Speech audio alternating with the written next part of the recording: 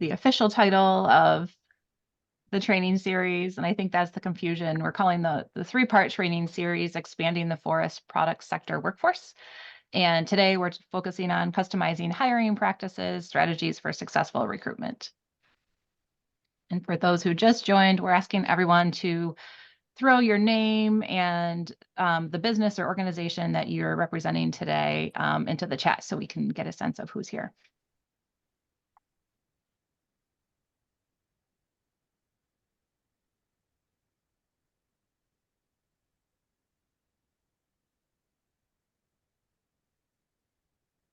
All right.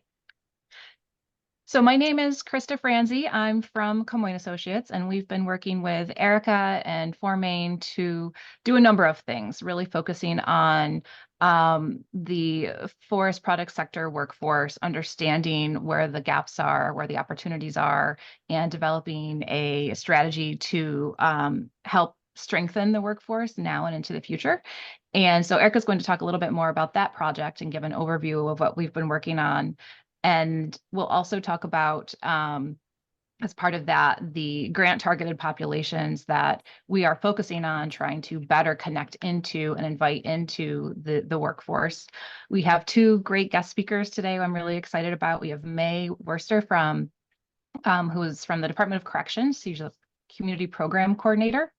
And we also have Leo Dion Jr., who is a Veterans Program Manager from the Department of Labor. So they'll each talk to us about strategies for better engaging with veterans and individuals involved in the justice system, and how we might think about strategies to better hire and retain those individuals. And then I'll finish up this afternoon, well, not this afternoon, but the kind of the second half of the presentation will be providing some strategies for successful recruitment. And we'll go into some kind of ideas or take-home things that you all may do, think about implementing in your own hiring process. So as we mentioned, this is a three-part training series. Today, we're really focusing on the hiring side of things. In February, we'll talk about, now that we have our job descriptions and our like process for hiring maybe changed or tightened up a little bit to focus on the different populations. Where do we connect in with different groups? How do we connect in better with veterans or individuals involved in the justice system, or even larger groups like women or people of color? So we'll talk a little bit about that. And then finally, the third part in the training session will be, once we've hired individuals, how do we retain them? How do we, what are the things that different people need in order to be successful? So those are the three topics that we'll be focusing on as part of this series. And with that, Erica, I will throw it over to you. Great. Thanks so much. Would you advance the slide? Mm-hmm. So thanks. For those of you who do not know me, my name is Erica Watson, and I work for the Maine Development Foundation. And one of the projects that I work on and help support is called For Maine, which is the Forest Opportunity Roadmap. It's an industry-led initiative that started formally in about 2017, 2016, looking at, how to create the future of Maine Forest Products Sector.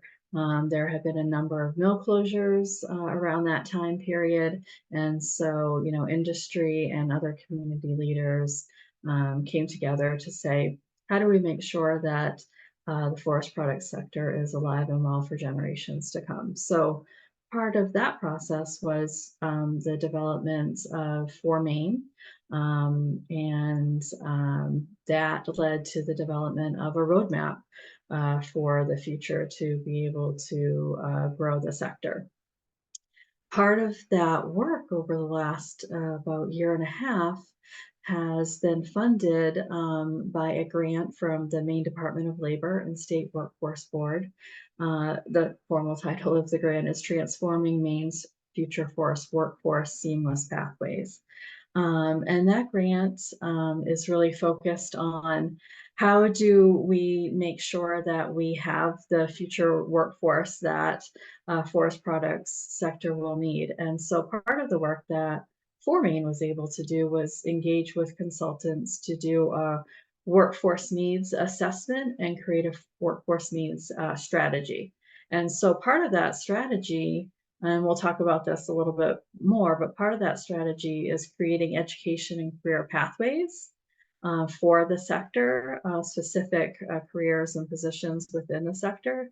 And part of that is also looking at those career and education pathways and trying to assess and address some of the barriers to entry into those career pathways by populations which have been historically underrepresented within the sector. And so, as Krista mentioned, we'll talk in a few minutes about those priority populations. But part of this work will really be looking at, talking about how it is that we can look at our recruitment strategies and be able to kind of mitigate some of those barriers to entry and access. So over the past approximately 10 months, we have been able to work with Camoin and Associates and many of you on identifying some of those barriers and identifying some of the opportunities across Maine. We know that Maine, one of the reasons that we want to do this work is that we know that across the forest products sector, the workforce is aging and getting into retirement age, and that we'll talk about that a little bit more as well. And we know that there's a lot of competition really for workers across the state. So hopefully some of what we discuss here will be able to really help target some of those underserved populations. I wanted to take a moment, and for those of you who are unfamiliar with Maine, just take a quick look at some of the workforce strategies which Maine has identified. One of those is really trying to foster greater education and awareness opportunities of the sector for Maine school students, adults, and very importantly, some of those advisors, whether those are guidance counselors or people who may be working at various community organizations who help advise adults, learners, and students to really greater understand the opportunities in this sector. So I'm really thankful to see so many people here today who are working with adults and youth in a variety of ways. We're also trying to make sure that we're cultivating those good workforce pipelines, and part of that is really creating those education and career pathways and working with the state on attraction and recruitment efforts, really trying to leverage the state workforce infrastructure and training programs. And again, we'll talk about those populations, but really trying to increase in-state populations of youth, women, and others into this sector. And then we also know that placemaking is a really important component to help keep youth and adults within their communities and more aware of what is actually available in their communities. So I think that part of this series is really tying back to those workforce strategies. And so with that, I think I'll pass it off to Krista. And the only thing I think I would want to add is a lot of you were able to take part in one-on-one focus groups and surveys and other forms of gathering information to help inform this series and inform the work that we're doing. And I really want to thank you for that. I think you'll see your voice represented as we go forward this next hour and 45 minutes. So thanks. Thanks, Erica. As Erica said, we'd really like to hear your voice. We know each of you are bringing something to this conversation based on experiences that you have had as well. So please do feel free to, ask questions and share your ideas and experiences for the betterment of everyone in the group. And I think this will be a really, enriching conversation that we'll have over the next couple of months. Workforce is, as you all know, a challenge that nearly every business is facing across the United States. I talk to over 500 to even more businesses a year, and this is by far the number one issue that businesses are facing.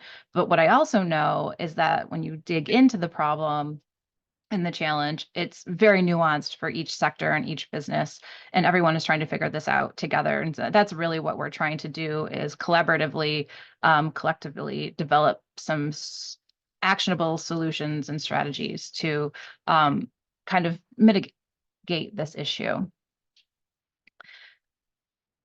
So just some terminology or framework for today's conversation. We'll be talking kind of in the buckets around awareness, access, and retention.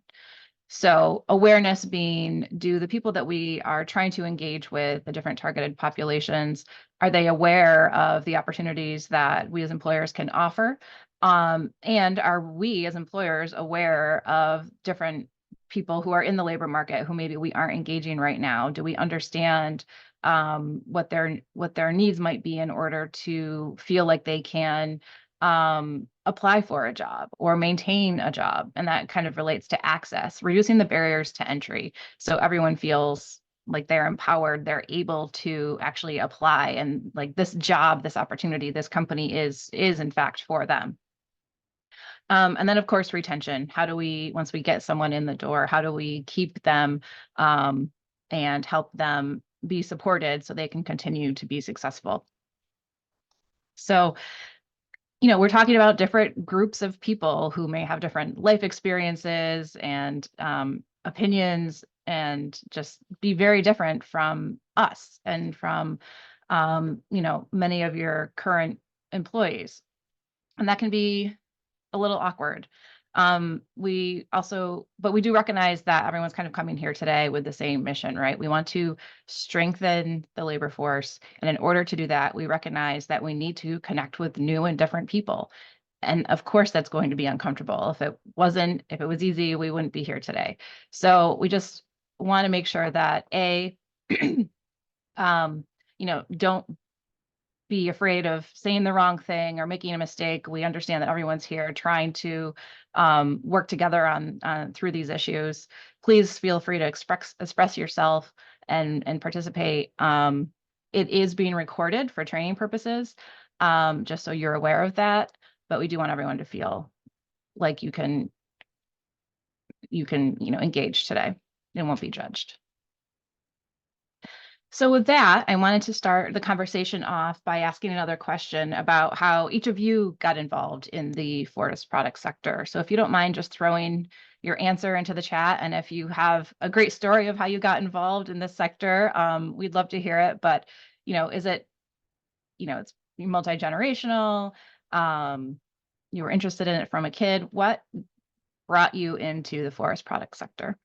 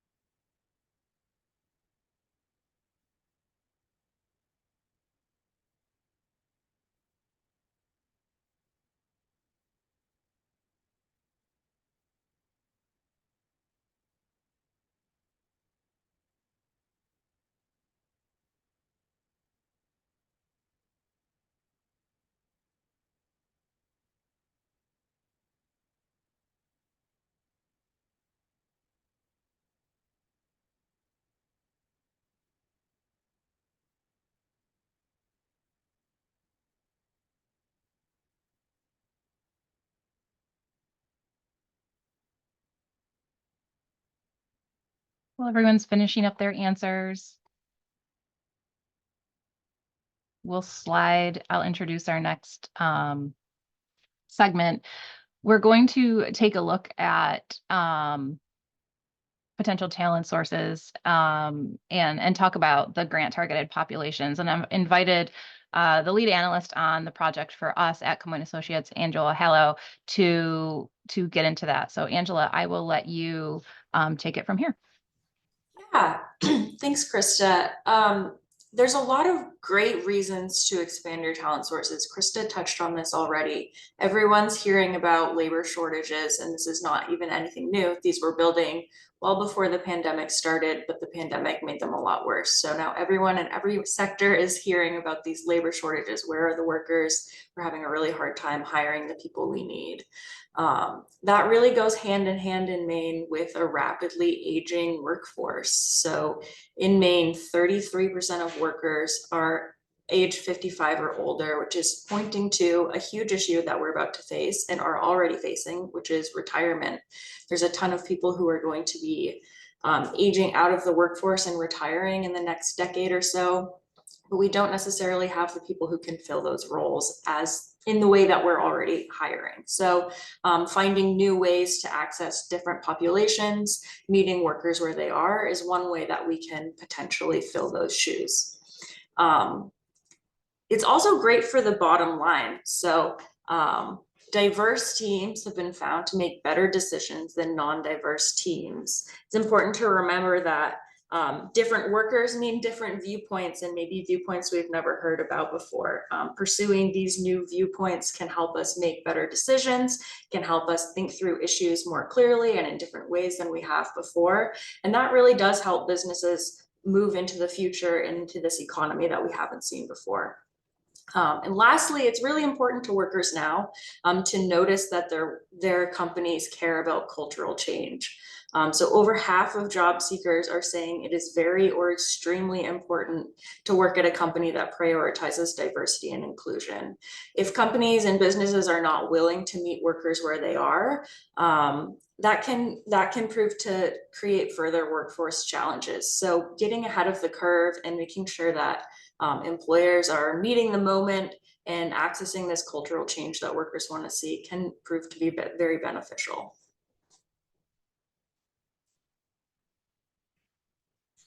So we're going to talk a little bit about grant targeted populations and data about them. And I just wanted to briefly touch on what we're talking about when we say grant targeted populations. That can mean a whole bunch of different people. So unemployed and underemployed adults, younger workers, so whether they're in or out of school, individuals age 16 to 24, people without a college degree, women, people of color, and also including people who are involved in the justice system as well as veterans. So engaging this larger pool of individuals that maybe we haven't accessed before gives us a ton of opportunity to, fill the shoes that we're talking about. And it allows us to be a little more proactive versus reactive with recruitment. Some quick data definitions to clarify before we get there as well. Unemployed, when I say unemployed, I'm talking about people who are not currently working, but they're people who want to have a job. So they're actively applying and interviewing for roles. They have qualifications, they're able and have the time to work, but they're not currently in a job. That's different from someone who's underemployed. So when I say underemployed, I'm talking about someone who does actively have a job or multiple jobs, but maybe they're not using the skills that they'd like to be using, or they don't have a job that reflects the education level they have. This could also mean someone who has 2 part-time jobs, but they'd really like a full-time job that's more in line with their skill set, or someone who's maybe not making as much money as they want and want some career progression, and they would like more than the current job that they have. Not in the labor force is kind of the other side of unemployed. So someone who's not in the labor force doesn't have a job, but they're also not looking for one. So maybe they have family commitments, or they're retired, or there's some other barrier holding them back that makes them feel like they don't want to be having a job right now. So that's a whole other side of the economy of people that we can engage, right? So maybe if we change their remove some of those barriers, then they'll change their mind and say, I would like to have a job now. And then lastly, the percent FPS will be notated a few times. That's just talking about the share of workers in the forest products sector. So we'll be comparing the percent of the target population employed in forest products compared to the Maine economy overall. So now looking at those grant targeted populations, starting with youth ages 16 to 24, both in and out of school. So typically the youth has a little bit higher unemployment rate than the general population. So in Maine, that means 8,000 unemployed individuals in that age range, or 6% of them.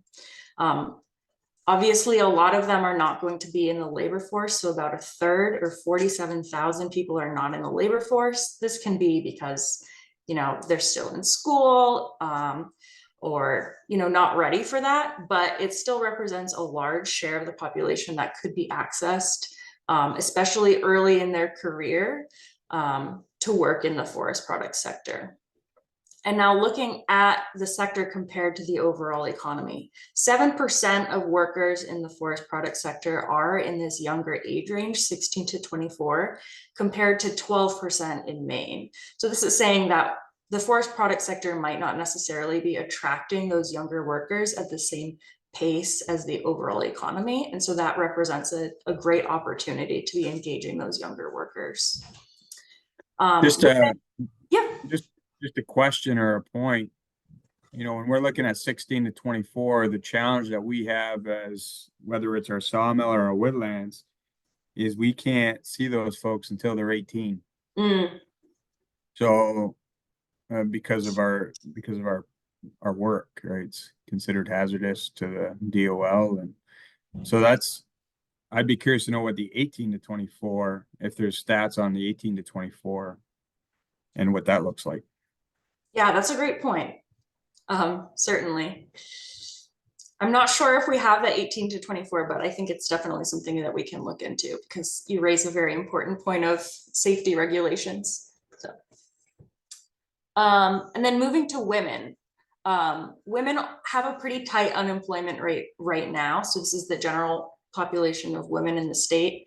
It's only 3%, but that number isn't insignificant. That's 12,000 people in the state.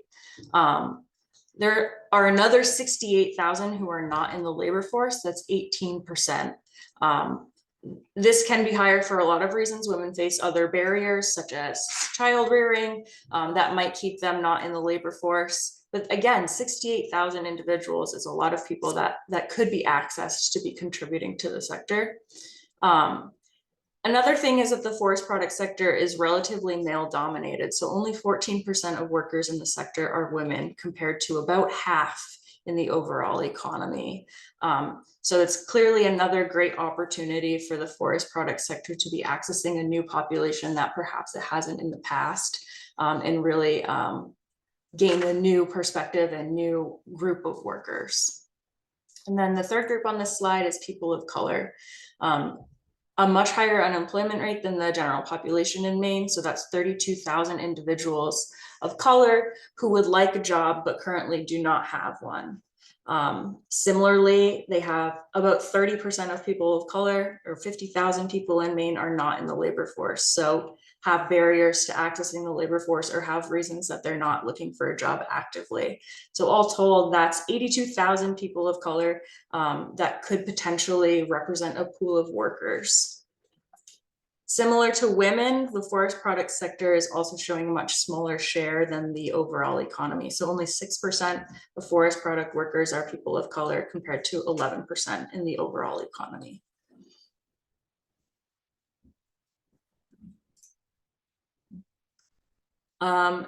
In the second slide, so unemployed or underemployed. Quantifying these is important.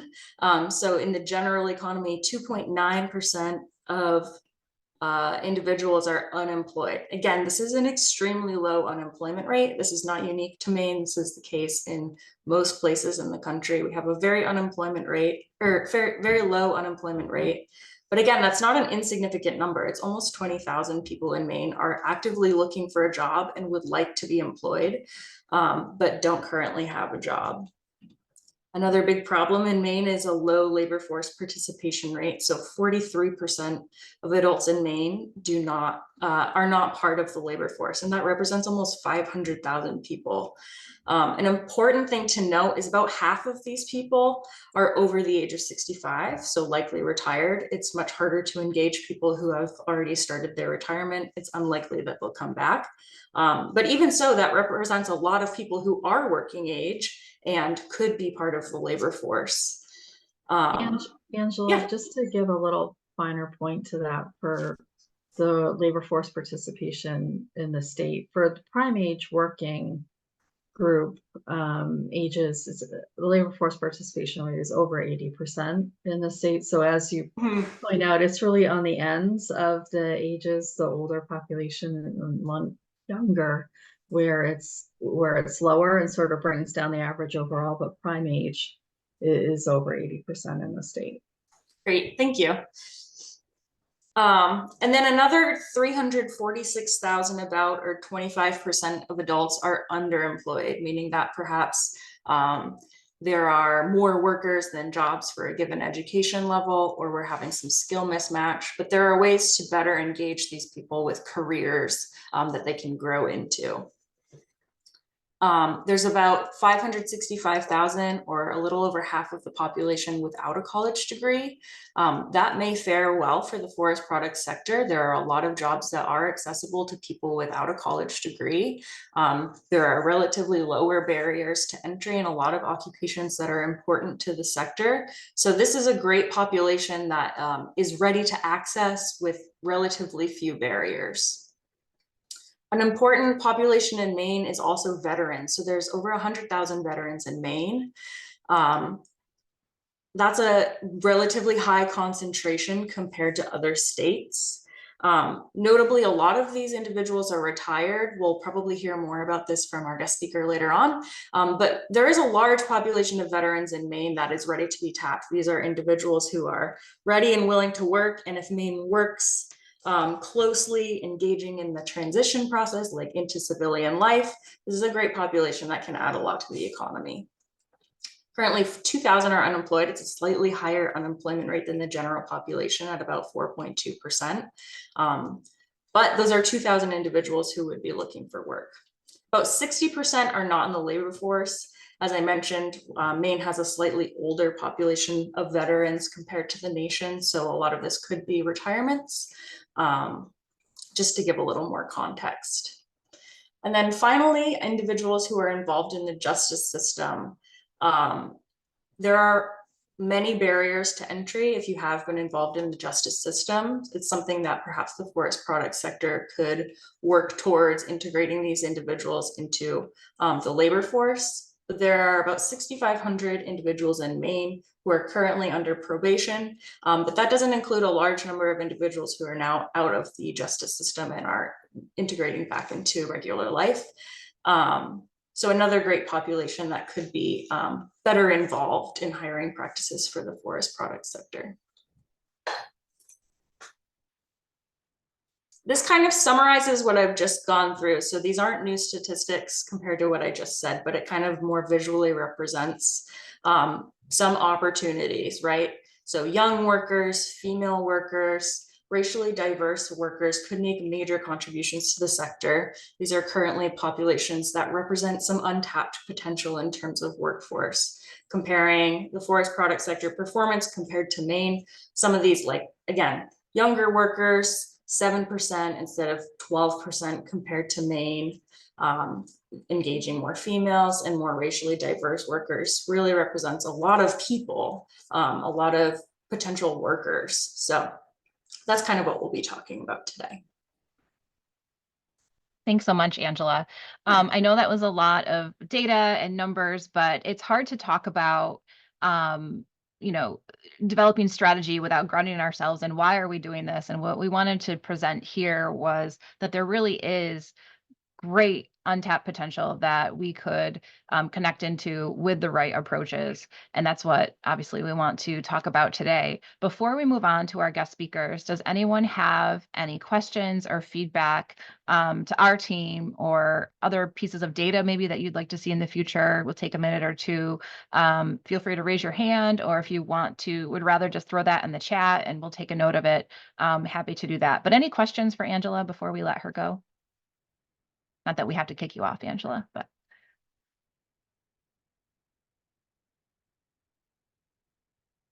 Okay, hearing nothing, we'll move forward. Again, thanks so much for that grounding.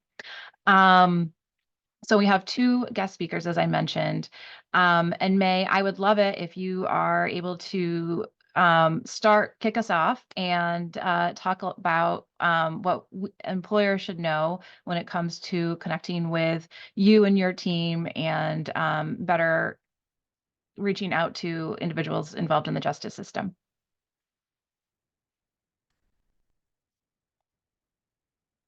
We have May. I had to reconnect. Can you hear me? Can you see me? We can't see. There, now we can. Hi. Yes. Hi. Hi, everybody. My name is May Worcester, and I work with the Department of Corrections. I have worked with the Department of Corrections my whole career, actually. And I manage what we call the community programs at the Bolduc Correctional Facility, and that's in Warren. Just down the road, I don't know how familiar system, but we're just down the road from the Maine State Prison. So we're located in that section. So the department has four minimum community facilities throughout the state. We're one, and then you have the Southern Maine Reentry Center in Wyndham, right down from the Maine Correctional Center. And then in Charleston, you have Mountain View, and then down east in Bucks Harbor, you have us. And so these are minimum community where they have work release programs and other community type of services that so we're focused the Bolduc facility and we're focused all on reentry. One of those targeted. So we have such a diverse population. And so what we try to do is known as just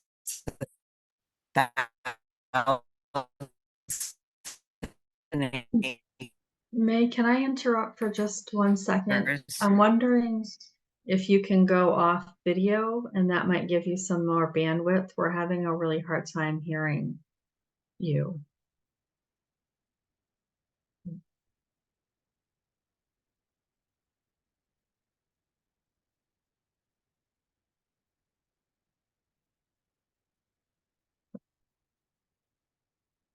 We may have lost May altogether. Yeah, I'm not seeing her.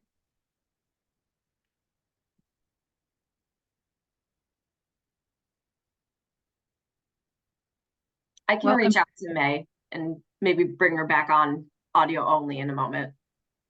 That sounds great. Thanks, Lindsay. In the meantime, I can see Leo. Leo, do you mind if we pivot to you and then we'll come back to May if we can get her better connected? No, not at all, Krista. Thank you.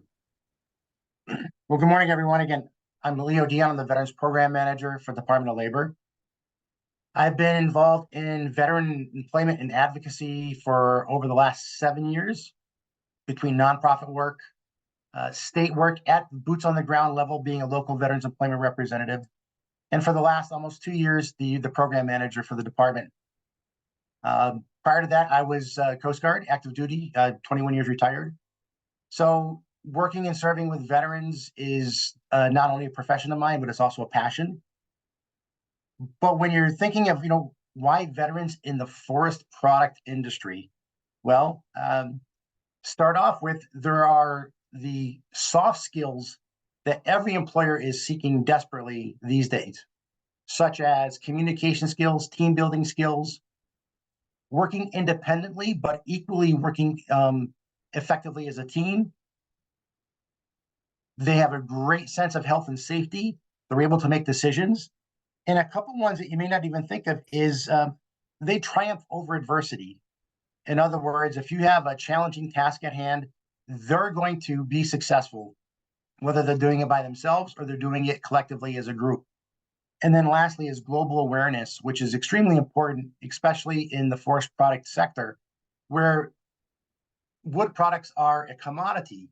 And sometimes international incidents, international situations can impact how that commodity is treated.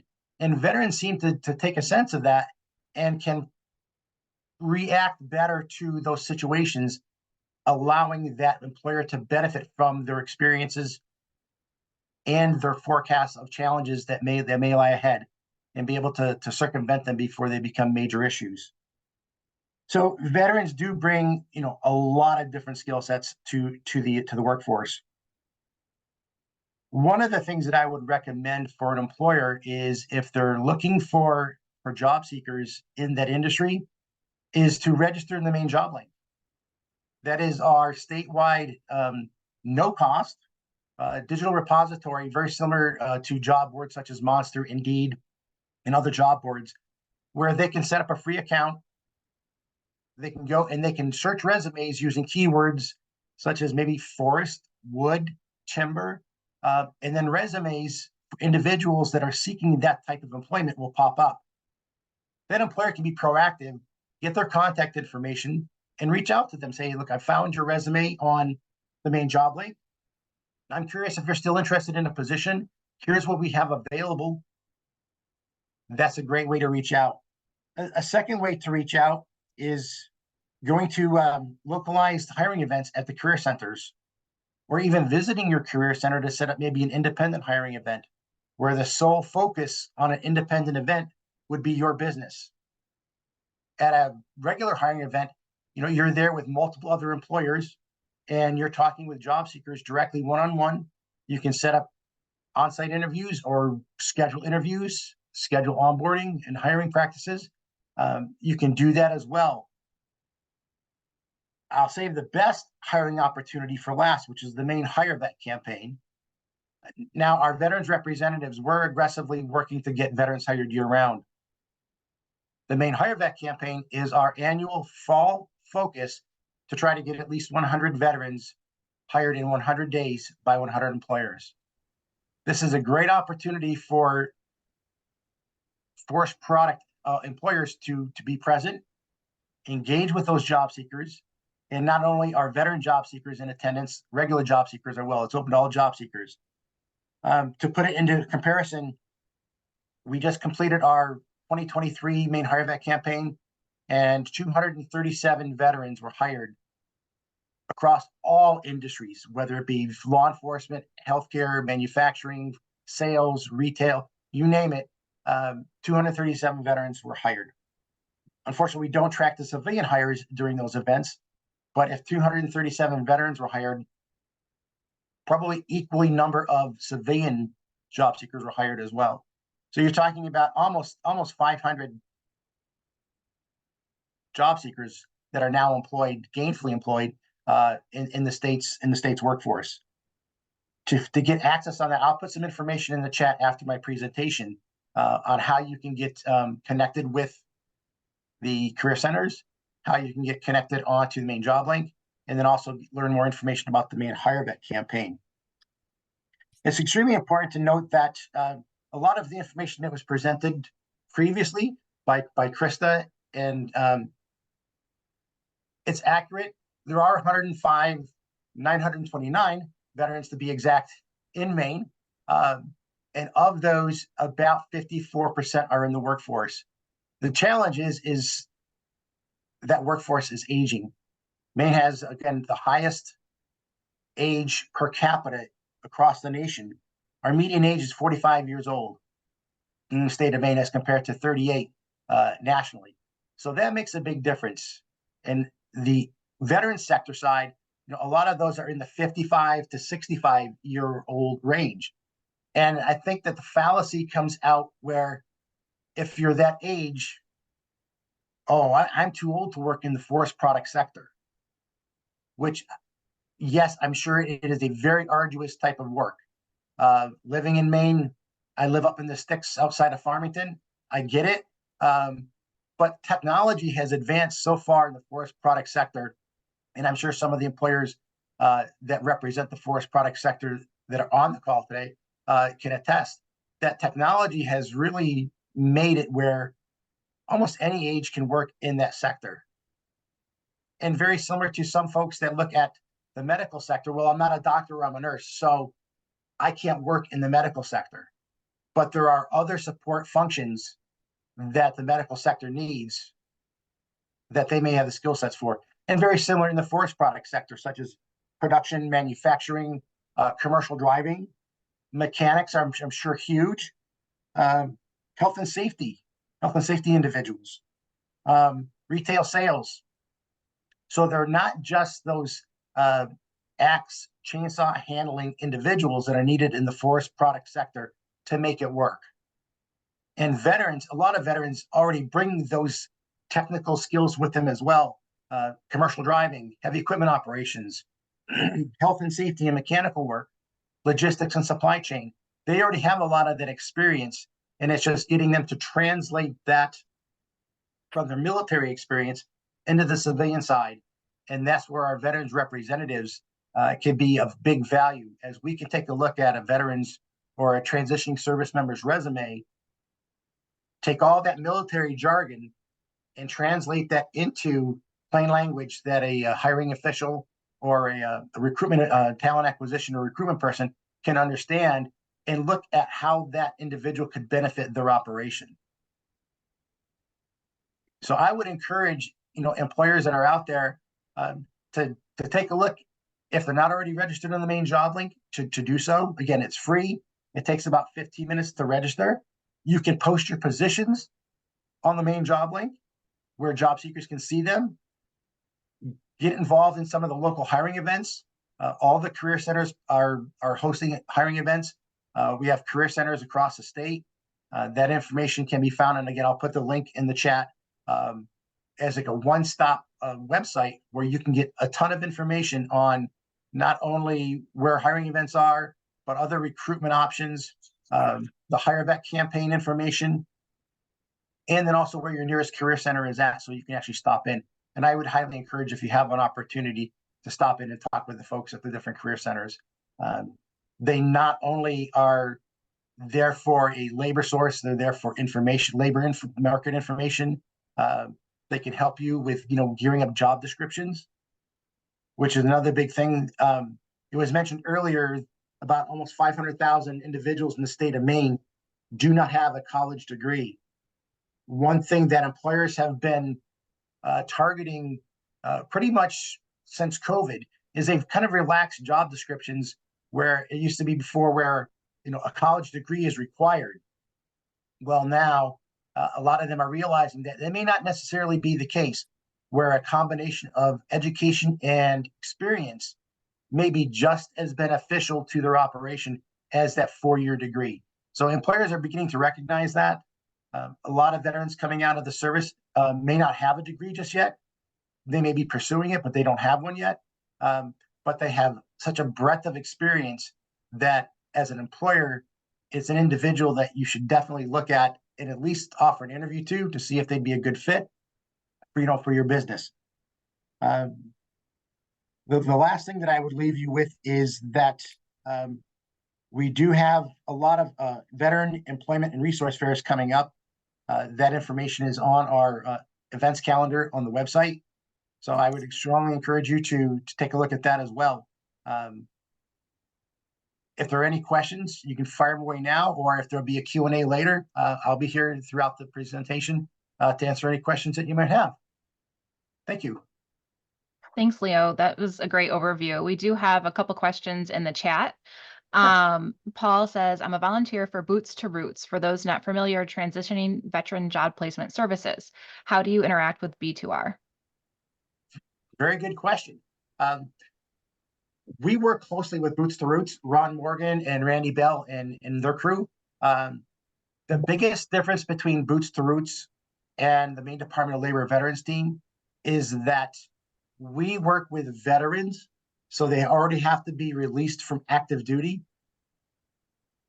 Boots to Roots can actually work with those individuals while they're still in service. I believe right around a year's time frame, they can start working with transitioning service members, so that by the time that that individual is getting ready to release from service, they may already have a position. They've already interviewed, they're already hired, and they're just waiting to start their job when they are out of the service. And they're also working with individuals outside of the state of Maine as well. That's our biggest challenge in military attraction, is that Maine does not have any large military installations. There's roughly 200,000 individuals that release from the service every year. We're talking Fort Braggs, which I guess now is Fort Liberty, Fort Meade, Norfolk Naval Base. We do not have access to those individuals directly. So finding individuals from out of the state to come to Maine has been a challenge. So we don't always have that pipeline of the 200,000 individuals that are releasing from the service. Boots to Roots has that opportunity to grab a lot of those that have indicated a desire to come to Maine and work with them early while they're still in service to help with that transition. Great. And we have a similar question from Douglas about the Skills Bridge program. He was curious if the Maine Department of Labor connected with this, or is it independent? Yes and no. Great question, Douglas. The Skill Bridge program is an Army program that allows individuals to release from service up to 6 months in advance of the release date, provided that they have a guaranteed employment opportunity, that the 6 months early release helps them either attain or maintain that employment. For example, you have some military police in the Army that are looking at employment in Maine or elsewhere, and their criminal justice academy is coming up, and it is interferes with that time frame. So, for example, if they were out 6 months early, they can jump right into a criminal justice academy, where if they don't, they may have to wait 6 months, 9 months, maybe even a year to go through the academy. So those are the types of opportunities that present with the Skill Bridge program. You have to be registered with DoD for Skill Bridge. The release from the military is command dependent based on their operations. So there are some restrictions, requirements, stipulations. However, Bath Iron Works is a Skill Bridge employer, and they use it quite successfully with bringing individuals from the military up to Bath Iron Works. Great.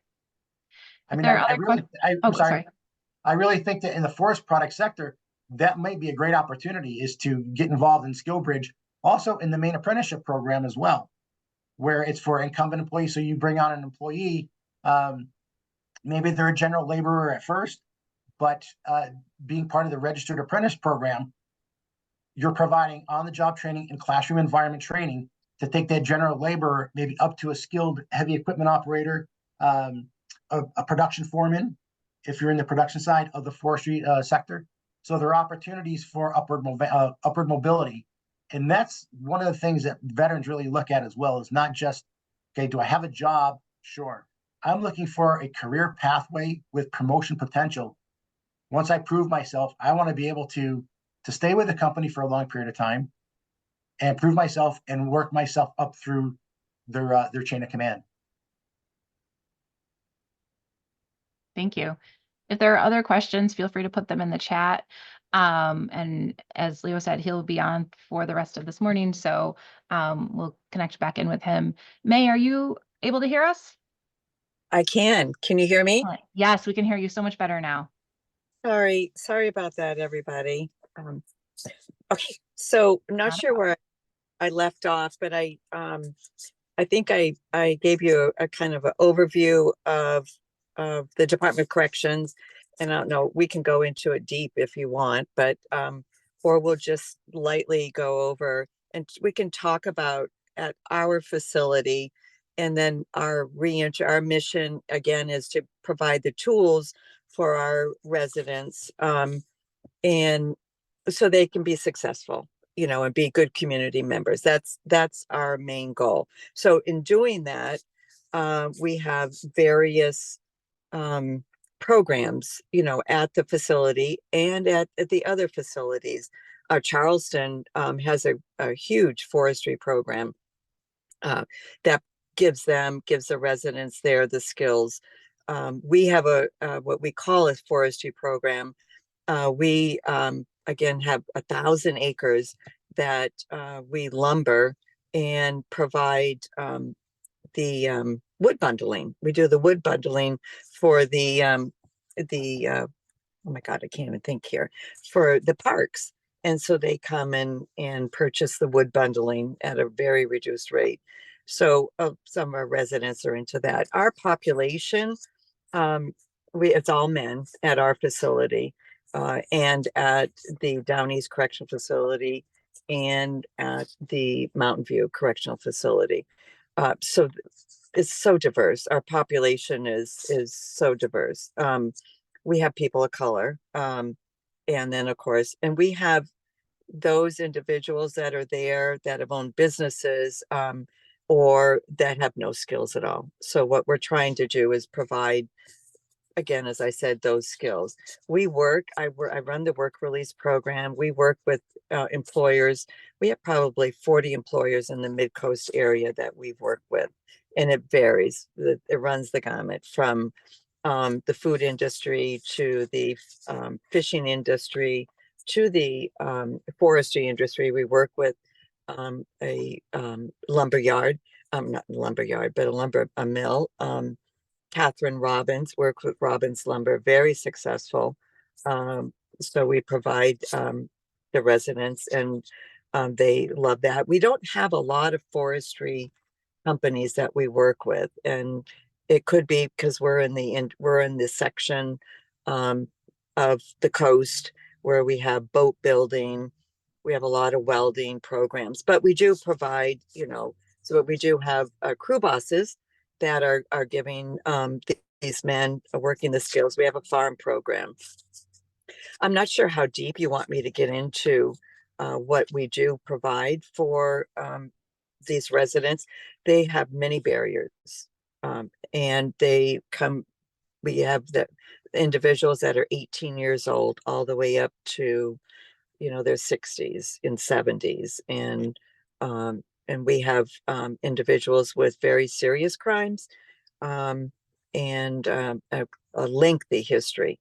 So there's a lot of barriers for them. And the challenges that they have would be, their criminal history, providing them the skills. And we're also doing a much better job, a lot of college, the computer system, and working with the community colleges. We work very closely with Washington Community College. So that would actually be a way through education and then placing them. We have a lot of residents, probably 90% of our population have recovery substance issues. So that is a huge barrier. We provide the programming, and but it is very challenging for them once they get in the community. So there's a lot of programs that we're trying to do inside, our facilities to gain them. Again, we call it the tools, or to change behavior.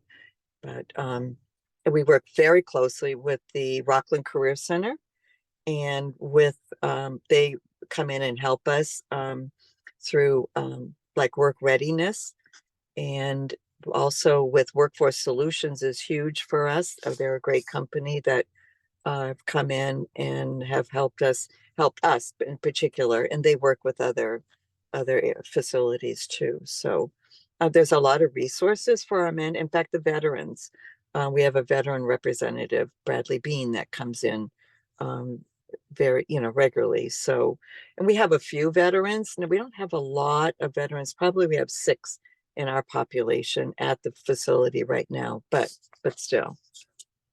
And that's it in a nutshell. I would appreciate more questions, and then I can figure out what direction you want me to go in.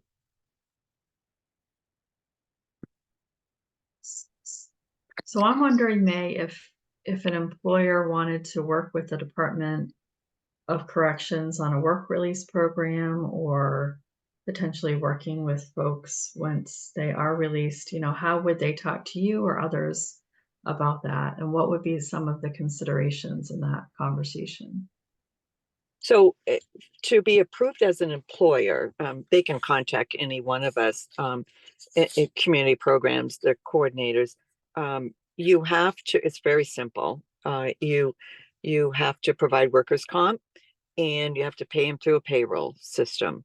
And we don't 1099, there isn't any 1099, there isn't any currency involved at all. And you have to, well, you don't have to, but you have to provide, what we ask is providing a drug-free environment. Pretty hard to do. And what's happening, so we ask that, or we monitor, what we can provide to an employer is somebody that wants to work, somebody that's, where they live every day, and they get up and they go to work and they want to work. What happens though after that is, when they get out, is the problems, that the barriers that they face would be housing. Housing is huge, for our men, and affordability of the housing. And then locations, going back to the areas that they, that are the problems, that they're problem areas, and then they revert back to the old ways. So that's what we're trying to change, for them. So, but you just contact us. I met with an employer yesterday, a new employer, heard about the program, met with him, answered some actually basic payroll questions, and just understanding the rules and regulations that our men have to abide by, that they sign off on. So yeah, so it's very simple. And you just sign off, just saying that you understand the responsibilities of being an employer, and that you understand the rules. We're not asking that you police our men, but we're asking that, you understand the rules and not provide an environment for them to fail in.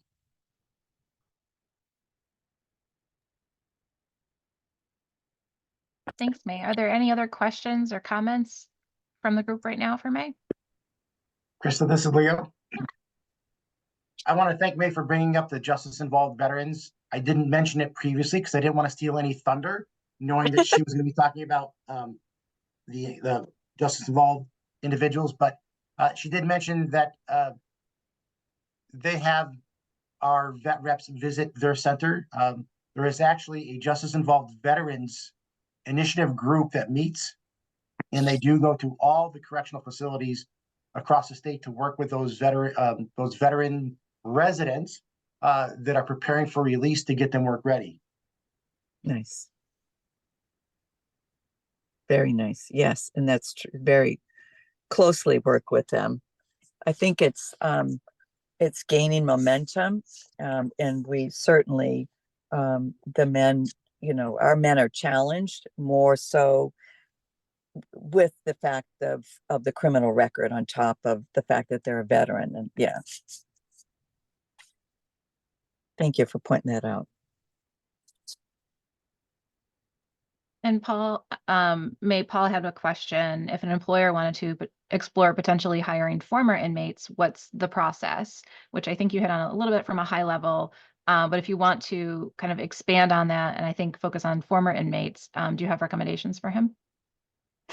Former inmates. Okay. So when men get released or when residents get released, men or women, many go through probation, are on probation.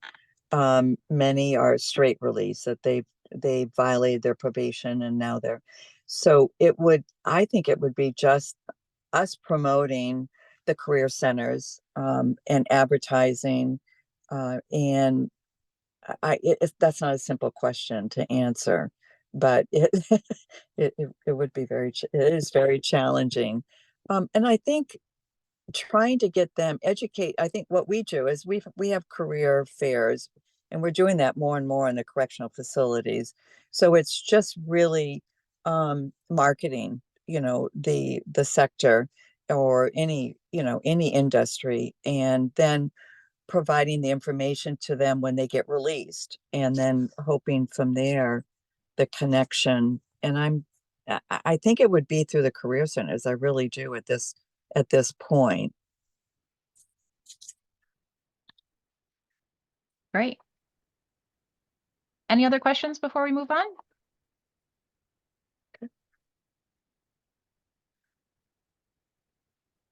All right. Well, thank you so much, May and Leo. I really appreciate your time.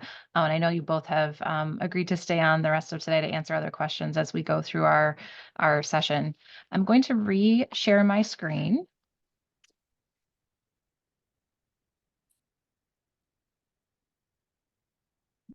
And we're going to pivot now to talk about customizing hiring practices.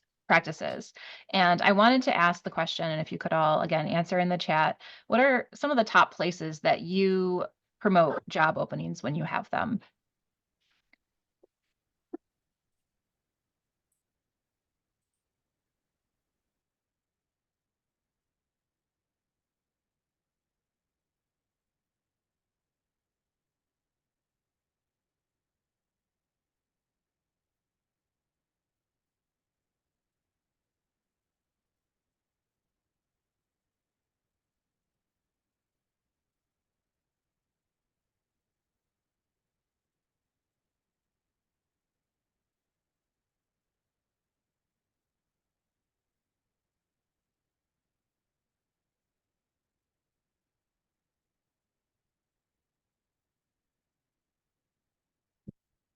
And we'll compile these and put them all into a summary. So it might give others ideas of new places they haven't thought of to post job openings. Looks like so we have a lot of digital job boards. Maine Land Trust Network is one that I hadn't come up with before. Thank you, everyone. So first, when we start talking about thinking about our hiring practices and customizing them, the question is why would we do this? And so I wanted to kind of reground ourselves in the goals of this conversation. And that is to encourage more people to apply for open positions and widen the pool of qualified candidates by reaching out to new and different groups of people, and to ensure those individuals from underrepresented or marginalized populations are evaluated consistently. We all have natural biases towards people who are like ourselves in different ways. And so just making sure that we're checking ourselves when it comes to those biases. I'll talk a little bit about that. And then, as I mentioned, in future discussions, we'll be focusing on increased retention of newly hired candidates. But we do have some kind of preliminary recommendations related to that as well that we'll talk about today. Essentially, what we're asking is, what opportunities are we missing by not engaging with different populations, or doing things the same way that we always have that maybe worked in the past that aren't going to work moving forward? Who are we leaving behind? And that's what we're trying to talk about today. So the first recommendation to think about is to really tailor hiring practices to welcome more workers to apply for jobs. We want people to feel empowered and like they have a chance and it's worth their energy and their time to fill out a job application or to submit their resume, and create job descriptions where they can see themselves on that job or working for that company. And the way I think about it, advertising is really a form of marketing your business or your company. So what does that process look like? It means assessing your current workforce and look at who's not currently in that workforce, and then understanding in your region, what's the labor market in your region and who are you currently not engaging, right? It's first identifying out of, the statewide data that Angela presented, where are those groups in reference to where you're located or where you're, and how do we engage those people, and understanding what that audience values, what the audience needs to succeed in a workplace, what that audience values in terms of what would make them even want to be in one position over another. So that's connecting with an existing networks and groups of people that you may not be connected in with currently. So you can meet with prospective workers and just understand where they're at. You want to meet people where they're at, and that takes time. That takes work kind of on the ground to better connect with people directly. It also means focusing on really accurate job descriptions and being specific about the jobs and the required skills, not focusing so much on education, but what skills do people bring, and putting that in your job description so people can say, oh, I can do that, instead of, oh, I don't have this certification or that certification. You can't kind of put everything in there and wait for the perfect candidate, the perfect unicorn candidate to apply, right? You've got to try to be as broad and open as possible to let someone see themselves in that description that you're building. I also recommend engaging your marketing team, if you have one, to work on your job descriptions and career pages on your website. And whether it's you're posting something online, or it's you're posting a job opening on your website, or you have hard copies that you're bringing to a career fair, be really consistent in your logo and your branding and your language, presenting your company's values and your mission. Make everything extremely readable and user-friendly. So people, especially young people, maybe they aren't actively looking for a career right now, but you start building that brand identity and they'll might come back to you eventually. So, engaging either your in-house marketing team or folks that you work with on marketing, making sure you have a modern website. I know it's, especially if that's not how you do your marketing to customers, digital marketing might not be the place where you invest a lot of resources. But that is absolutely the first place that a prospective candidate will go to check out your business. So making sure you have even a simple user-friendly website that's modern, and that web crawlers like Google can pull information from, is really important. And I'll get into that in a second. And then creating really accessible job applications. So you see a lot of places you have a downloadable form and it's in Microsoft Word. Well, not everyone has Microsoft Word on their desktop. And if you have an iPad, that's really hard to use Microsoft Word. It's getting better, but it's still really, really difficult. Filling in a PDF is also not easy. People don't have easy access to printers. So thinking about, can we just do a Google form or a different type of form that's embedded into the site online, is a little bit easier than having a form that people have to download. And distributing hard copy as well as digital, trying to hit people who have different skill sets, different preferred forms of communication, is really important. So there are a lot of companies who are thinking about really customizing their message to different groups. And whenever I start a project like this, and especially when it's marketing and communications, I go to one of the big companies who have the marketing resources to really invest and see what they're doing because they've got the experts. So this is International Paper's landing page when you go to their career page, and you can see they have it divided into kind of high level career categories, but then they also have separate landing pages for veterans and people early in their career, which are both two of our targeted populations that we're talking about. On the veterans page, if you go to their website, they talk about their work with Wreaths Across America and other things that they've done to support different veterans groups. So they're really showcasing that this is a very important population to them, and they really want to invite veterans to apply for their careers. On this next slide, you can see this is the page that they have when they're trying to connect with early career folks who are either currently in school or just left school. And this page looks different from every other page on IP's website. They have designed this with the young person at heart. It looks like an infographic.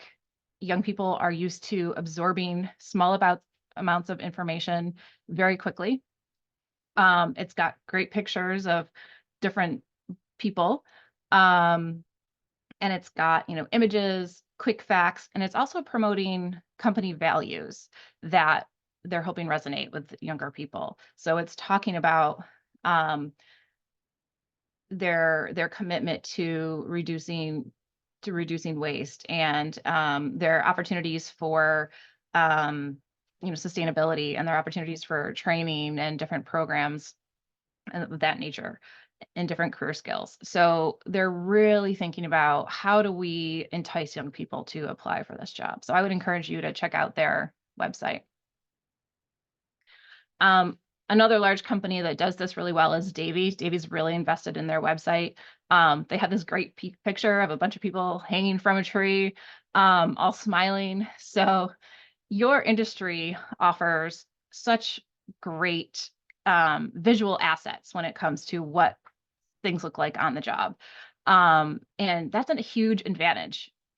My job, I sit in front of a computer all day. I don't have those great visuals to attract young people.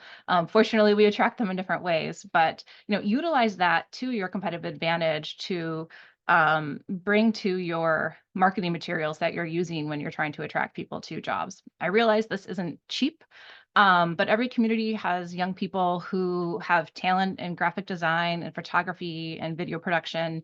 Talk to your Main Street businesses. Those are typically the folks that use those people a lot to help with their marketing. And that's a way that you can kind of level up a little bit when it comes to creating some of that imagery for your website and other online, if you have social media accounts and things like that. And if you're trying to, hire young people, hire a young person to do your marketing. If you're trying to really focus on increasing your gender diversity and bringing more women onto the team, hire a woman to do your marketing. So think about that too, is who is going to help you best connect with the targeted population that you are trying to reach. I wanted to give just a couple, well, I'll just give one example now, and then we've got a couple more later. This was kind of cracked me up. And this is just to help make the point that in some larger companies, different people are writing job descriptions, and this is from the same company for seemingly the same position, a material handler. And you can see in the one for Kansas City, they put a lot of effort into describing how they're committed to investing in their people, and they offer lots of great benefits that affect all of their areas of their life, and they go on to list those things. And, they have a nice exclamation point at the end, apply today. And then the second posting from Vancouver is just forklift experience preferred, which kind of cracked me up. So make sure everyone who's writing your job postings are, there's a standardized process and people are paying attention to that, because otherwise you kind of get things like this that look a little off. Now, there may be a good reason why they didn't need to put a lot of effort into that. Who knows? But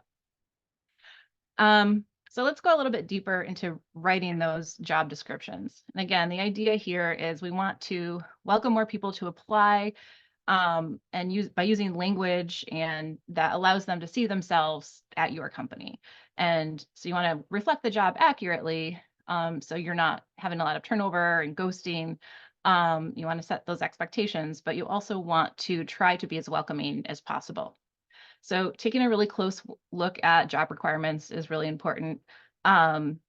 Make sure you're not including anything that's really not necessary. Focus on skills. I mentioned this a little earlier, instead of educational requirements. Asking yourself, do these required skills that I'm listing here actually really line up with what I need day one from that person? Because if not, and it's something you can train, then don't include it, or maybe put it in a separate section where you're explaining what they can learn on the site. So really take that time to be accurate. And breaking it out into the different like type of skills is really important. So what are your technical skills that you are expecting to see? What are the professional skills? You can also focus on outcomes. So instead of listing all the things you want that person to have on day one, think about things that the candidate should strive to attain within the first couple weeks or the first 6 months. Things that your team has a process for onboarding and getting them up to speed pretty quickly. Paint that picture for what success looks like for people. So again, they can see themselves and feel like, yeah, I think I could take on that challenge. Erica wanted to point out, and maybe Erica, if you want to speak to this, hiring managers and HR people are often, different. And so it's really important to get your full team, including supervisors, coordinating on those job requirements and expectations. So, what might check the box for one team is not being left open for somebody else. Erica, did you have anything you wanted to add to that? No, I just, I think it's really important in organizations, and I know Doug and others have far more experience than I do directly with HR, but if HR is sort of advertising, marketing, and hiring one thing, and supervisors are thinking or working under a different set of assumptions, that can cause some issues for your later on retention. And so just to really think through that it's a company-wide process. But I did want to look at the comment from Darlene in the chat, in particular. I think, Darlene, you bring up some good concerns that you're hearing directly from those job seekers that you're working with. And just wondering, thinking about how to write job descriptions which do, communicate at least the needs, the skills that are needed, but how do you communicate in the way, are they needed immediately? And as Krista was saying, are they needed and can be developed over time? And how that might make a difference to some job seekers? So I don't know if, Darlene, you want to say anything more or about your comment, but I do find that interesting.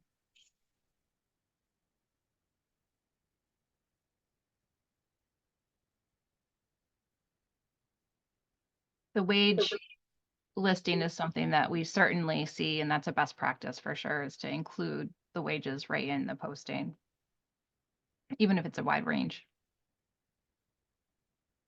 So I have a couple examples to just share, and we'll walk through kind of the good and the bad of different job postings that we've seen that are currently, I pulled these in the last week, so they're active for the industry. Most of them are from Maine. But one of the points I wanted to make is, so Google has its own job listing hub, essentially. And what they do, just like Google does for anything, is they crawl websites and they pull information from the websites, and then they have it aggregated in their own job searching online. So if someone types right into the Google browser, forest products sector, jobs in Maine, they don't have to leave Google's little world, which is what Google likes, right? But the way that something's laid out on your website translates to how it is displayed in Google's little aggregator. So this is one that does not come through nicely. This is one huge block of text. And when someone's clicking through and looking for job opportunities, you have, I don't know, there's probably research on this, but it's seconds to draw their attention with the title and the opportunity before they click to the next one, because there are thousands of job postings, right? So you need to rise above, especially for when we're talking about you're trying to connect with people who maybe English is not their first language, or people who are not academics. They maybe didn't finish high school. So you need to make it super readable. And even for people who did finish, have their masters, we're all a little bit lazy when it comes to reading sometimes. So make it as readable and attractive as possible. Use line breaks, bullets, headings. This one came through a little bit better, but there's lots of random typos and things. So if they saw this and then probably went back to their website, they might be able to make some tweaks so it reads even better. Like this link doesn't work, things like that. And again, use more page breaks and bullets to make it really attractive. They did put the salary here. Here's a nice one that lays out really well so you can see what I'm talking about. They've got their qualifications, a nice opening, and it invites you to read. It starts with a bigger chunk of text and then focuses your eye down into the skills that are preferred. And they also listed preferred or desired skills. So they're not saying these are they're things that we'd like to see. And that's where you can be a little bit, reach a little bit higher. But they did a nice job on this one. One other thing I'll say is that it's important to check it on a phone or on a tablet too. If you're posting a job description on your website, and wherever it's going to show up. It doesn't matter if you're checking the Google aggregator or what, but things kind of show differently on smaller screens. So double check that to make sure it continues to be readable. I really liked this one because they did a nice job of expressing their company culture. You can feel the energy coming through. This role includes the opportunity to work with both our non and heavy duty equipment, and then it lists all the cool things that people get to work with. If you have a passion for trees and enjoy working outdoors, apply now. So they're creating that excitement and that energy, probably trying to target young people with this ad. In their perks, they listed the boot reimbursement, and I'm sure that's pretty standard across a lot of businesses. But I gotta say, as a woman, and I'm gonna stereotype for a second, we like our shoes. So listing your boot reimbursement first is a great way to kind of catch someone's eye, I will say. And my husband can attest to that. I wish our company did it. Our HR manager said no. They also listed their full-time pay, and they also spent the time to be detailed with their schedule and their different shifts that they have. So people really kind of get a sense of what the opportunities are related to this job. So this was a good one. I think this was, oh yeah, you can see here. This was Davey. They also did a nice job of, again, you can feel the energy, and they're really trying to directly connect with people.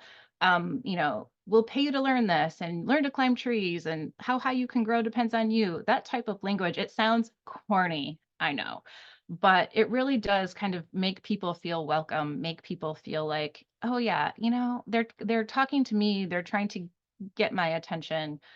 Maybe I'll, explore a little bit further. And they also list here, preferred a background in forestry, but then they continue to list, we want you to complete our orientation program and these other certifications, but they're things that they offer that they'll help someone complete. So the criteria is doors wide open. We'd like you to come in and work for us. Does anyone use ZipRecruiter at all? I don't really know exactly how ZipRecruiter works. I assume it's probably pretty expensive.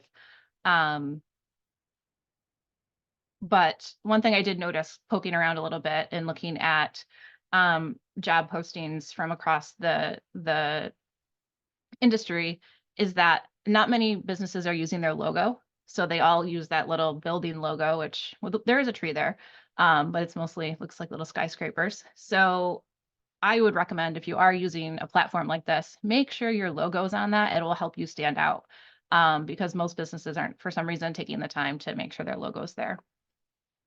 It's probably more expensive to do that. All right, before I move on to language, anything so far come up? Any other advice you might have for other businesses when it comes to just making sure your job postings are very readable and kind of customized to different audiences? Just regarding hours, we have a lot of job seekers who come in who, especially in kind of the untapped populations, they can only work specific hours.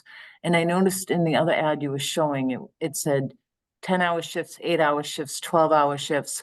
Well, sometimes to a job seeker, that's confusing in the sense, what are the hours of the job? So if there are specific hours to the job, I would encourage employers to list those. Sometimes employers will post one ad from multiple shifts, and it gets confusing to the job seeker as to whether or not the job could potentially be a fit for the hours they can work. Food for thought. Thanks, Christina. That's a really good point, is to just be really clear and provide, again, take the time to provide that detail as best you can, so it's not confusing for people. All right. So the language that's used in job postings and across, your business's website, there's been a lot of research and kind of debate on how much words matter, essentially. And they do matter. I think more so in the past. Currently, some more recent, work from MIT and other studies have found that it's not as a turnoff for someone if you use the wrong word in a job posting, but still worth, thinking about, and making sure that you're at least aware of some of the things that could be maybe a turnoff to someone that you might be trying to attract to a position. So one thing that gets talked a lot about is neutral job titles. One I know that's used in your industry quite a bit is, foreman. And foreperson sounds weird, but can we, use supervisor instead? Would that be maybe more attractive to people, to women?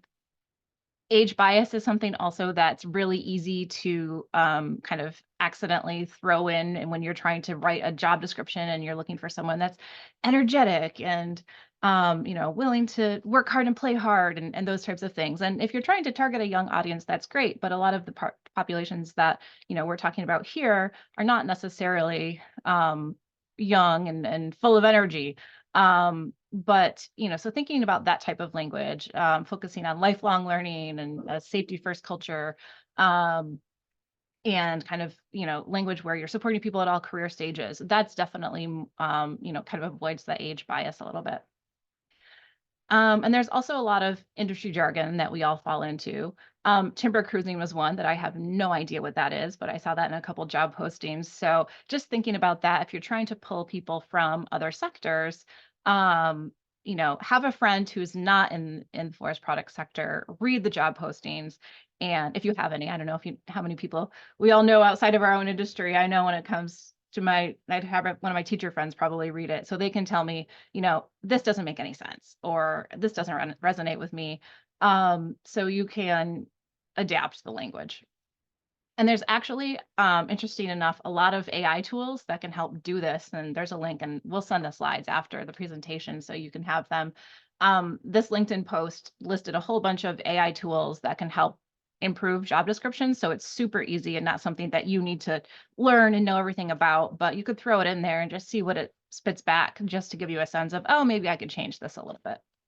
And again, what we're trying to do is just be as welcoming as possible, and not dissuade, job seekers from applying simply because they couldn't connect with the story we were trying to tell or the words we were using.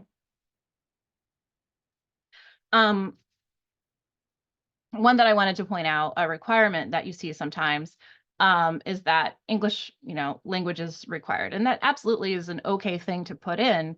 But just think about how and where you're putting that in the job posting. There's currently a job posting up right now that it's the very first requirement, and it's very direct: ability to effectively read, comprehend, and write in English language. Well, even if someone can absolutely do that, it might kind of send a signal to them that maybe, I don't want to apply for this, even if the person only has an accent. So just be conscious of that. And I use ChatGPT, and I threw the first bullet into ChatGPT and said, "Can you write this nicer?" And that's what they spit out under the better: proficiency in reading, understanding, and expressing oneself in English as the requirement. So there are ways to just kind of soften things so you don't turn somebody off. And before we jump to the next topic, I wanted to invite Leo or May, if you have any other examples of language that you would recommend when trying to target your different populations, I'd love to hear that. Thanks, Chris. You know, one avenue that you can use is called ONET. It's an online source which can take military translation into plain language. There are a couple others. Millgears is another site that does it as well. But it's also for employers if they're looking to target certain military skill sets. They can use that in their job description by writing it in an English format, because you want to be open to not only veteran job seekers but civilian job seekers as well. So if you put too much military jargon, even if you're like a federal contractor, and you're putting that military jargon in there, that could be exclusionary to other job seekers as well. They may not understand it, and they may not apply for that position, even though they may have the skill sets for it. That's great. Do you mind throwing that? Is there a link that you could put into the chat, Leo? Sure can. Perfect. And May, if you have any other examples, feel free to chime in too. I will. I think I was just thinking with our population and our, it would be more, I think you would more, I think I'm just thinking of how we write resumes and how we're teaching them to write a resume, and just we do more eager to learn. You know, we're doing all the avoids actually. So it's interesting. So eager to learn, energetic. I mean, we're that's what the men are putting out right now. Skills in carpentry, you know. Yeah, so I'm finding this very interesting on what to avoid and what we could do better. And we're going to work on this actually. Thank you. Yeah. So your benefits are ways in which you can demonstrate the inclusive culture that you have at your companies. One thing that comes up, especially when you're talking about with groups of women or people of color, and again, this is coming from the forest industry as well as other sectors, is just showing that you have diversity training for your staff, and that you're working towards, and goals around being inclusive, go a long way to show that you're walking the walk, and that makes it attractive to other people who are considering your company for employment. Everyone likes flexible work schedules. Obviously, that's not always possible, but if that is something that you can offer, that's really, really important. We mentioned, giving programs. Put that as part of your job postings or on your landing pages. That's to showcase, where your values are and where you're investing kind of that volunteer and charity work. Health insurance, leave policies for working parents or anyone who's thinking about starting a family in the future. Really, really, really important to put in those job postings. Mental health resources, mentorship programs. People love to see that they're going to have a team around them, supporting them. And any other needs accommodations programs that you can offer. Telework opportunities. I know that's not always relevant for the sector, but sometimes for your administration or sales, that might be. And then any, of course, tuition reimbursement programs. So I know many of you have a lot of these benefits that you can offer people. And again, taking the time to really promote them and draw attention to them to job seekers will help make your job posting stickier. Any other benefits from anyone in the group that you have that that attract a lot of people in your direction? Chris, and not necessarily maybe benefits that attract a lot of people, but a couple of opportunities for employers that they may be interested in. One is the work opportunity tax credit, Mhm. which is available to not only veteran hires, but also non-veteran hires as well. It's a tax credit that is anywhere from $2,900 up to $9,600 per month per individual that meets certain criteria for hiring, such as a service-connected disabled veteran, veterans that are receiving SNAP or TANF benefits. Those applications need to be submitted for those individuals within 28 days of hire. There's no limit on how many that you can apply for, and it's a tax credit, not a check that gets sent to the employer. The other is if you're thinking of hiring an individual, veteran or non,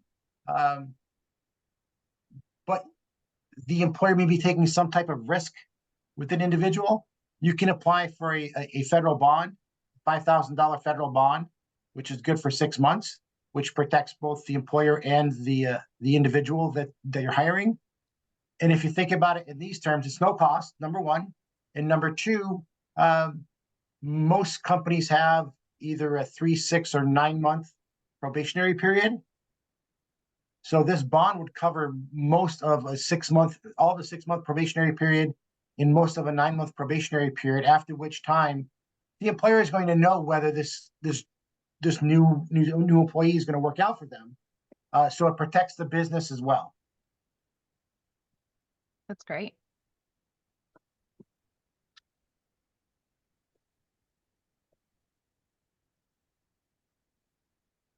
All right. The other chunk of content that we wanted to focus on related to hiring is the hiring process. So once you have, beefed up your job postings and you're getting all these great applications, we want to make sure that everyone's kind of getting a fair shot at the opportunity. And we do this at our own firm, while you may think you're evaluating everyone equally, everyone has unconscious bias, whether it's because they went to the same school or the same region that you're from, or there's lots of different things that can kind of sway our opinion. So standardizing the hiring process is a really good way to try to level the playing field and make sure that underrepresented populations are kind of being seen just as, or getting the same kind of assessment as kind of your traditional populations that are applying for positions. So an unconscious bias is simply when our brain uses shortcuts to simplify our lives by making quick decisions based on our past experiences. So unconscious bias is just about us and our brains trying to make our life easier. But it also is not great when you're trying to diversify your labor pool.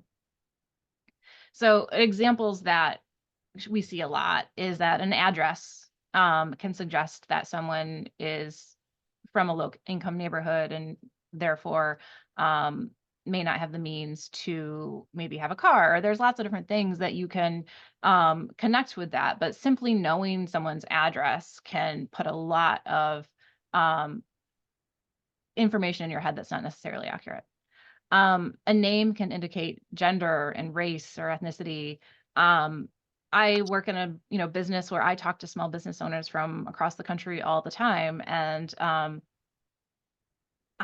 names are hard. I get it, and it's really weird to be like trying to butcher someone's name when you're trying to make a good impression. But there's just a way to do that where you can say, I'm going to butcher this. I'm really sorry. Can you say your name for me? Just get comfortable being uncomfortable, asking people how to pronounce their name, have them say it a couple times, and, just be a little bit self-deprecating. There's a way to get beyond that. But I'm right there with you. We heard this a lot in our interviews. It's really hard sometimes when you don't know someone's name. You may choose to email them instead of calling them on the phone because you don't want to offend them. People that you will want on your team won't be offended if you take the time to try to answer their name or say their name correctly. I mentioned this, if someone went to the same school that you did or a similar training program, you might tend to put them up on a little bit higher pedestal than someone else who went to a school that is in competition with yours. So think about that. Or do they work for a competitor? Might also, again, layer some layers of unconscious bias onto that job applicant. Another big one is a gap between jobs or the amount of time that they spent at a job. In the past, that often kind of equated to ethic or dedication, but that's not the case. And it really wasn't the case then, but people leave jobs or take leave, take times of absence for lots of different reasons.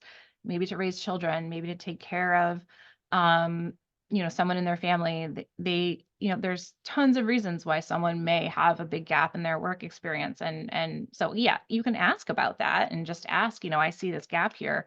But don't assume that, they were slacking. The culture is really changing also. I'm sure you're all seeing it. People job hop a lot more. It doesn't say as much about that individual person as it says just the nature of the economy right now. It's a job seekers market. So people are going to jump around trying to get the best situation that they can be in. So we just need to recognize that. A really good way to get past this is to do a blind resume review where you take off all of that information from the resumes. So the people who are reviewing those applications can't see the name and the address. And you still want to see the education and things like that, but take out as much information as you can and just look at the actual skills and experience that individual is bringing. And that helps get rid of a lot of this. I was curious if anyone actually uses a blind resume process.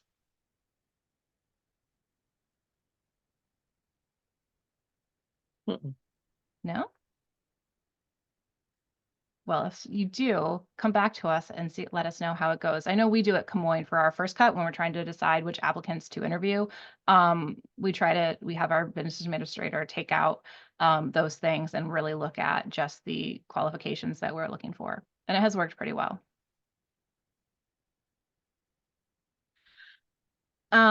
Other things to think about when you're standardizing your hiring process is to communicate with everyone the same way, whether you're talking to everyone by phone or you're talking to everyone by email. I really recommend email so everyone is getting the same exact information.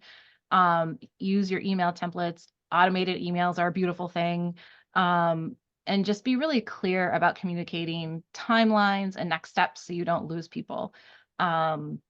So it's better to over communicate with your applicants than kind of leave them hanging and wondering, because again, it's really easy for them to kind of go somewhere else. Everyone's looking for talent, so don't lose it if you have the opportunity. I would also recommend implementing diverse interview panels. This works really, really well. And so applicants are not just engaging with one person who may be their supervisor, but a group of people. Let people from the team talk to the applicants. We do that again at Camoin, and you get some really good insight and perspective, especially as it relates to company culture and whether that person will be an asset to company culture. Just getting that broad perspective is really helpful. We also recommend asking everyone the same interview questions in the same order. And then instead of asking questions about what they've done, ask them how they would approach different situations. It just shows you, instead of, everyone can talk about their experience and what they've done in the past. But what you really want is problem solvers and people that can work alongside you on solutions that are down the road. So by flipping that also helps level the playing field and create an opportunity for someone who maybe doesn't have that past experience, but is really good at tackling situations to demonstrate that ability. And then finally, interview scorecards are great. That's just, pick 5 to 10 metrics that you want to evaluate candidates on, and put a number, 1 through 5 or whatever it is for each of those things. And again, sometimes what you think in your head, that likability factor is so strong, it will push you in one direction. But when you really look at the numbers on the scorecard, you realize, oh, okay, well, this candidate actually really rose to the top when it comes down to the things that we're really looking for. Is there snow? in Fremont. We hear a lot about, we've heard a lot from the folks that we interviewed through this process that ghosting is a major problem. Both people not showing up on day one, or maybe they show up for a couple days or even a week, but then they leave. And there's lots of things that causes this. Part of it is just, again, our culture is shifting a little bit, especially since the pandemic, just the completely cutting off communications because you're overwhelmed and need to move forward is just part of kind of the mental health of our culture right now, unfortunately. But the more that you can do as employers to set really clear expectations, connect people to other people on their team and making sure that they're really supported and you have a really good onboarding process, is really important. I was curious from our presenters if you could talk about what might cause a ghosting situation from your perspective, or other barriers that people might have in their ability to participate fully in the workplace. Leo, did you have any insight into this? You just saw me come off mute. On the ghosting, I think it happens, like I said earlier, it happens industry wide, but because you had mentioned the competition is so fierce right now, it's a job seeker's market. And just because a job seeker applied to your business doesn't mean that they haven't applied to others. So it's usually first come, first serve in a way where it's, some employers take an excessively long time to make a decision on hiring practices, and others can jump fairly quickly. So an individual is looking at a job in company A, and they take forever to, come up with a decision, but company B is like right there, and the pay is comparable. So they jump on company B, and then when company A is looking for them, they're not there because they've already got a job somewhere else. And now that they've got a job, they don't go back and follow up with those other employers and say, can you please remove me from consideration? I already have another position. So I think that's one thing that happens. One of the strategies to increase retention, I think, on the veteran side, if your business is large enough, is to have a veteran resource group at your place of business where veterans can get together. You can share information on veteran events that are coming up. You can, post, when the Marine Corps' birthday is, or when the Coast Guard's birthday is, recognize Veterans Day, Armed Forces Day, things of that nature. If you're a smaller company and you do have maybe you have one or two veterans, make sure those veterans know each other, and so that they can share their common experiences in the military, which helps create that sense of camaraderie and teamwork and cohesiveness. Barrier-wise, some of our biggest barriers are transportation, especially in rural areas. So if you're an employer that is hiring individuals that may not have direct access to transportation, if you have a means of a company vehicle to pick people up at a particular spot on the way to the work site, that helps as well. Absolutely. May, do you have anything to add from your perspective? Oh, let me get off. Sorry. We can You hear hear me? Yes. I'm like, I don't know if I'm on, I'm off.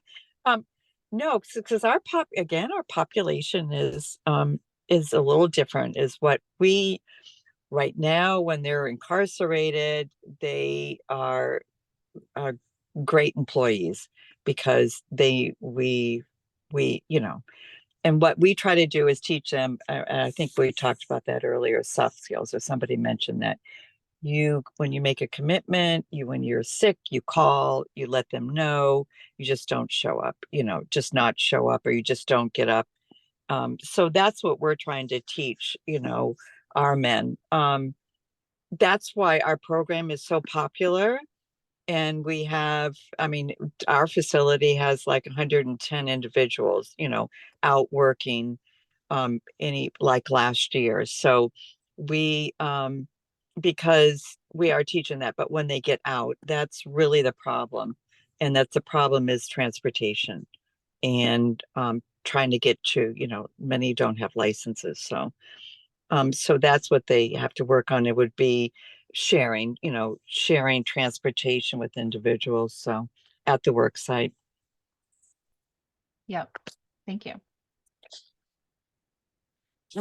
So the final topic that I wanted to touch on is, you've probably heard versions of the phrase, if it's not worth measuring, it's not worth doing.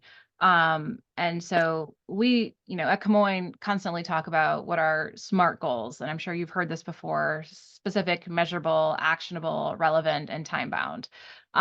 So however you do your company planning, whether that's annually, or quarterly, or wherever you're checking to kind of look at your loftier goals, make sure you're adding your recruitment goals into that, so you're constantly refreshing yourself and your team, and be really specific. Set lofty goals to try to do this. We've got a couple examples here, and communicate those goals internally, company wide, so people kind of recognize that, because they're all, I'm sure, if you're understaffed, your staff are working harder.